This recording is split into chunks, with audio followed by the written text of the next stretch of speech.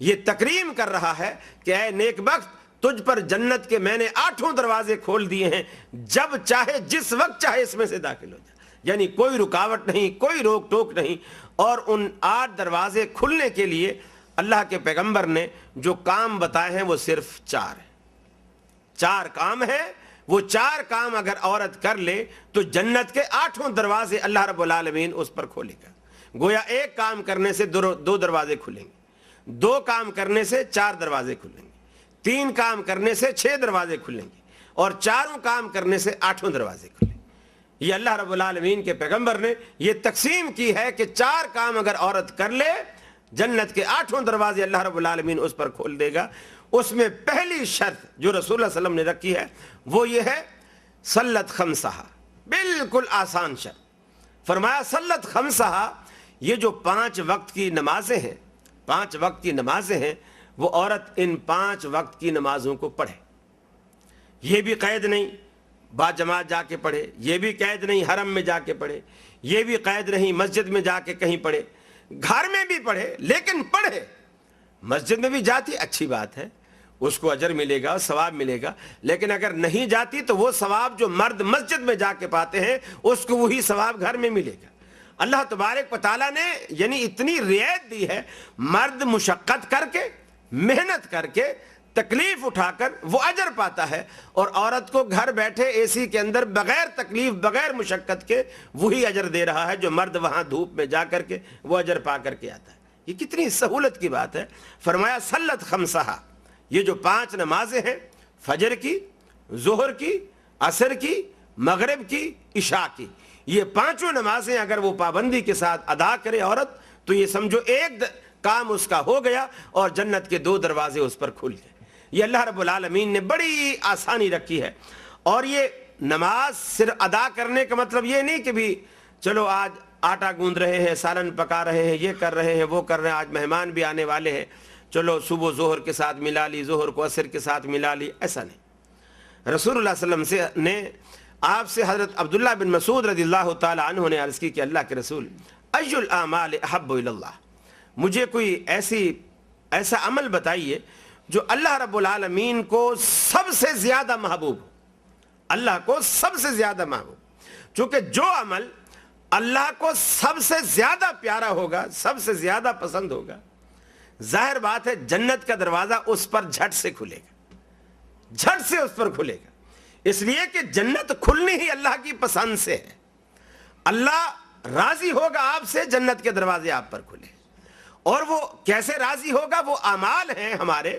وہ اوصاف ہیں ہمارے جو اللہ رب العالمین کو پسند آئیں اور اللہ رب العالمین ہم سے راضی ہو جائے، ہم سے خوش ہو جائے۔ تو حضرت عبداللہ بن مسعود نے عرض کی کہ اللہ کے رسول، ای الاعمال احب الی اللہ، اللہ تبارک و تعالیٰ کو سب سے زیادہ محبوب عمل کون سا ہے؟ آپ نے فرمایا الصلاۃ لوقتہا، نماز کو اس کے وقت پر ادا کرنا، یہ اللہ رب العالمین کو سب سے زیادہ محبوب عمل ہے، سب سے زیادہ پسند۔ الصلاۃ لوقتہا، نماز کو اس کے وقت پر ادا کرنا۔ لیکن ایک بات میں اور یہاں وضاحت کرتا چلوں کہ کوئی بھی چیز وقت اپنے وجود میں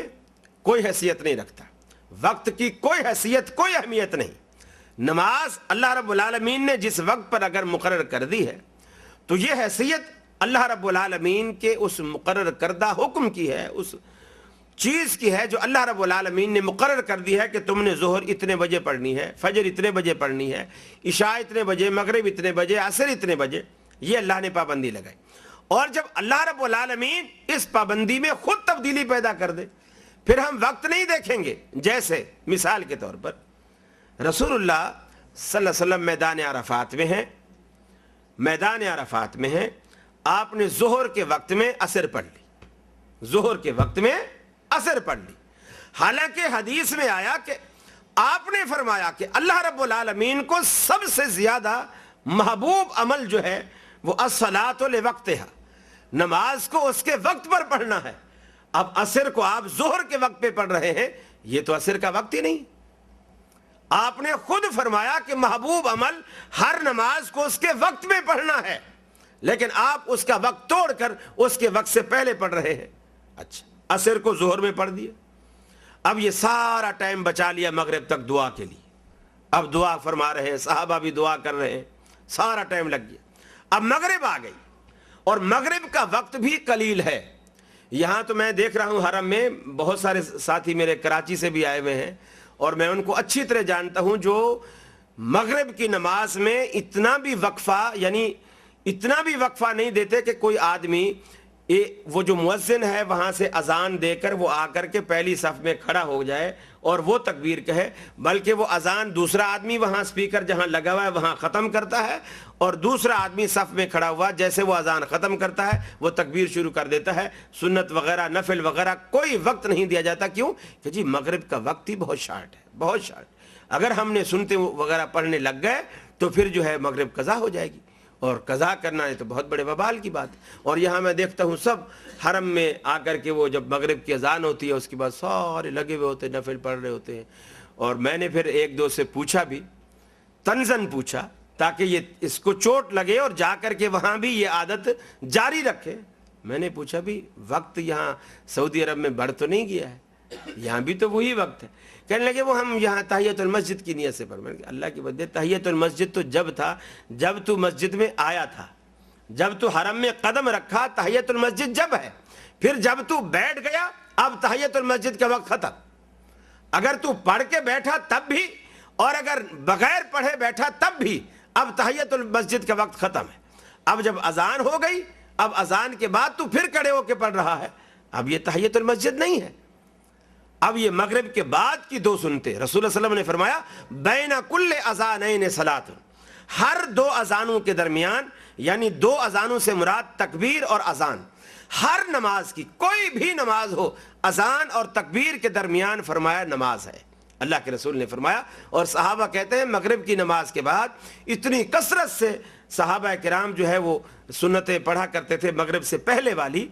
کہ جو بعد میں تھوڑا اذان کے بعد اگر کوئی شخص آتا اور مسجد میں آ کر کے دیکھتا کہ سب لوگ, کوئی بھی نہیں بچا ہوا, سارے لوگ سنتے پڑھ رہے ہیں, تو وہ یہ سمجھتا کہ شاید جماعت ہو گئی ہے اور لوگ فرضوں کے بعد والی سنتے پڑھ رہے ہیں. یعنی اتنی کثرت سے صحابہ کرام پڑھتے تھے. تو لوگ اتنا کم وقت بتاتے ہیں کہ مغرب کا اتنا تھوڑا وقت ہے. اللہ کے رسول میدان عرفات میں ہے, مغرب یہیں ہو گئی, مغرب ہو گئی. آپ صلی اللہ علیہ وسلم نے صحابہ کرام کو کہا جلدی سے یہاں سے کوچ کرو اور مزدلفہ چلو. حضرت بلال سامنے آ گئے. حضرت بلال یہ سمجھے کہ آج اللہ تبارک و تعالیٰ کے رسول مغرب بھول گئے, فوراً سامنے آئے, الصلاۃ الصلاۃ یا رسول اللہ, الصلاۃ یا رسول اللہ. اللہ کے رسول نماز نماز, مغرب کی نماز. اب یہ صحابہ کی بے چینی کیوں ہے کہ آپ نے صحابہ کو تعلیم دی ہوئی ہے کہ الصلاۃ لوقتہا, اللہ کو محبوب عمل جو ہے وہ نماز کو اس کے وقت پر پڑھنا ہے. اور آج آپ عصر کو ظہر کے ساتھ پڑھے کھڑے ہیں اور مغرب یاد ہی نہیں ہے, مغرب چھوڑے چلے جا رہے ہیں. آپ نے فرمایا الصلاۃ امامک, ارے نماز تیرے آگے ہے, چل چل آگے چل, آگے پڑھیں گے آگے پڑھیں گے. مزدلفہ میں گئے, مزدلفہ میں گئے, وہاں عشاء کا وقت ہو گیا, وہاں عشاء کا وقت ہو گیا. یعنی جان بوجھ کر عصر کا وقت توڑا, اس کو ظہر میں پڑھا, اس کو مقدم کیا, اور جان بوجھ کر مغرب کا وقت موجود ہے, صحابہ موجود ہیں, ٹائم ہے, آپ پڑھ سکتے ہیں, لیکن آپ نے مغرب کو چھوڑ دیا. مغرب کو چھوڑا اور عشاء کے ساتھ جا کر کے ملایا اور جان بوجھ کر قضا کی. یعنی یہ نہیں صحابہ نہیں ہوا, صاحب ہم کہتے حضرت بلال نے آپ کو یاد دلایا, آپ نے فرمایا نماز آگے پڑھیں گے آگے پڑھیں گے. عشاء کا وقت آ گیا, آپ نے مغرب وہاں جا کر کے پڑھی عشاء کے ساتھ ملا کر. حالانکہ آپ کا فرمان یہ ہے کہ نماز اپنے وقت کے اوپر فرض ہے اور یہ پسندیدہ عمل ہے, ہر نماز اپنے وقت پر فرض ہے. اب کہنا میں یہ چاہ رہا تھا کہ شریعت خود اپنے بعض امور کو تبدیل کرتی ہے تاکہ لوگوں کے ذہنوں میں اس چیز کی اہمیت نہ بیٹھے, اللہ کے حکم کی قدر و قیمت ان کے ذہنوں میں بیٹھے. رسول اللہ صلی اللہ علیہ وسلم نے جب یہ بتلایا کہ ہر نماز اپنے وقت میں فرض ہے, پھر وقت کو توڑا, وقت کو ختم کر دیا, اس فارمولے کو توڑا, عصر کا وقت پہلے کر دیا, مغرب کو مؤخر کر دیا, دنیا کو بتا دیا کہ اصل قیمت جو ہے وہ وقت کی نہیں ہے, اللہ کی اطاعت میں ہے. اب اللہ نے کہا ہے کہ مغرب مزدلفہ میں جا کر کے ادا کرنی ہے, بھلے وہاں عشاء ہو جائے,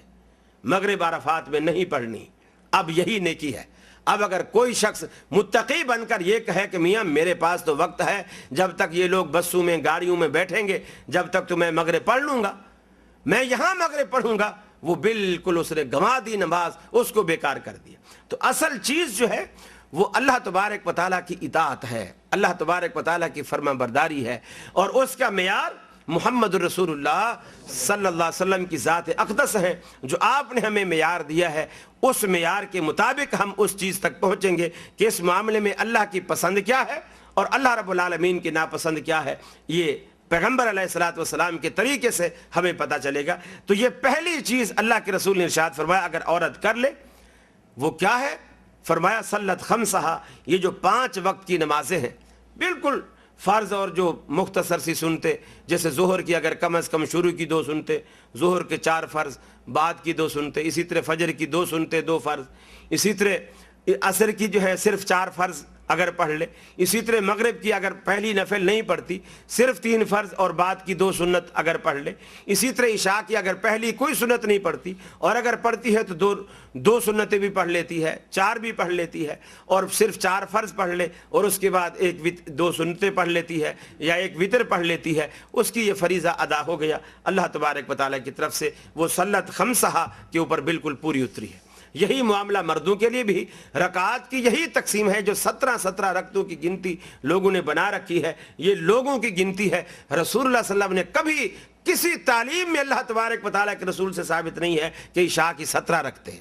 رسول صلی اللہ علیہ وسلم نے کہیں تعلیم نہیں دی، یہ لوگوں کی اپنی بنائی ہوئی ہے۔ تو فرمایا پہلی چیز اگر اس کام پر، اس عمل پر عورت ڈٹ جاتی ہے، صلت خمسہا، 5 وقت کی نمازیں پڑھ لیتی ہے، تو گویا وہ ایک کام کر لیتی ہے اور جنت کے 2 دروازے اپنے اوپر کھول لیتی ہے۔ دوسرا کام رسول صلی اللہ علیہ وسلم نے فرمایا صامت شہرہا، یہ جو رمضان کے روزے آتے ہیں، رمضان کے روزے مردوں پر بھی فرض ہیں، خواتین پر بھی فرض ہے، عورت پر بھی فرض، مردوں پر بھی فرض۔ البتہ یہ روزے رکھنے میں بعض دفعہ خواتین کے ساتھ اللہ کی طرف سے کچھ ایسی چیزیں لگی ہوئی ہیں جن حالات میں آ کر ان پر نماز معاف ہو جاتی ہے، وہ بعد میں قضا بھی نہیں کرتی، لیکن روزے اس وقت تو معاف ہیں لیکن بعد میں قضا کرنا ان پر لازم ہے، وہ گنتی جو ان دنوں میں چھوٹے وہ گنتی بعد میں پوری کرے۔ بعض خواتین ایسی ہوتی ہیں کہ ابھی بچہ ان کو ہوا ہے اور 2 سال کی مدت پہلے حمل سے تھی، تو وہ ڈاکٹر نے کہا کہ جی آپ اگر روزہ رکھو گے تو اندر سے بچہ پہلے کمزور ہے، پھر اور کمزور ہو جائے گا، سوکھ جائے گا، پانی کی کمی ہو جائے گی، یہ ہو جائے گا، وہ ہو جائے گا، بچے کے مرنے کا بھی خطرہ ہے، وغیرہ وغیرہ، اس وجہ سے روزہ نہیں رکھا۔ بچہ ہو گیا، اب بچے کو دودھ پلانا ہے، اگر روزے سے رہتی ہے تو دودھ نہیں آتا ہے اور دودھ سوکھتا ہے، تو اب اس طرح 2 سال تک دودھ پلانا ہے، 1 سال پہلے حمل میں نکل گیا، 2 سال دودھ پلانے میں نکل گیا، 3 سال کا گیپ ہو گیا۔ اب ایسی صورت میں 3 رمضان کے روزے اس سے چھوٹے ہیں۔ اب اگر اللہ رب پہلے تو یہ کرے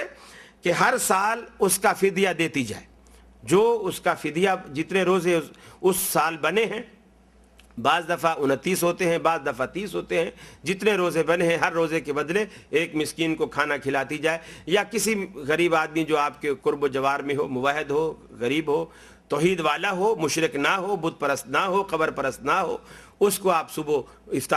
سحری بھی کھلا دیں اور شام کو افطاری بھی کرا دیں، یہ بھی اچھا طریقہ ہے۔ یا اس کا حساب لگا کے اکٹھا بھی آپ کسی مسکین کو دے سکتے ہیں، وہ چاہے خود جا کر اپنے گھر والوں کو بھی کھلائے، خود بھی کھائے، اس طرح بھی آپ کر سکتے ہیں۔ دوسرا طریقہ یہ ہے کہ اگر ایسا نہیں ہے تو 3 سال بعد جب آپ اس سے فارغ ہوں تو یہ 3 مہینوں کے روزے، 3 سالوں کے روزے جو 3 مہینے کے بنتے ہیں، آپ اس کو رکھتے جائیں، چاہے مسلسل رکھ لیں جیسی سہولت ہو، یا گیپ دے کر رکھ لیں جیسی سہولت ہو، اور فدیہ پہلے اگر آپ دے چکی ہیں تو پھر اس قضائی کی ضرورت نہیں ہے، نہیں تو پھر یہ قضائی لازم ہے۔ دونوں میں سے ایک چیز اختیار کرنی آپ پر لازم ہے، یا تو فدیہ دیں گے یا پھر روزے رکھیں گے، دونوں میں سے ایک چیز آپ ادا کریں گے۔ تو فرمایا صامت شہرہا، یہ رمضان کے جو روزے ہیں یہ اگر عورت رکھ لیتی ہے تو یہ دوسرا کام ہے، یہ 2 کام جب عورت کر لے گی اللہ رب العالمین جنت کے 4 دروازے اس پر کھول دے گا۔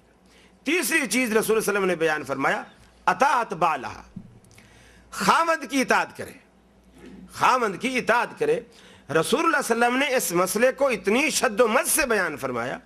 کہ آپ نے فرمایا اگر میں اللہ کے علاوہ کسی اور کے سجدے کو جائز سمجھتا لَأَمَرْتُ النِّسَاءَ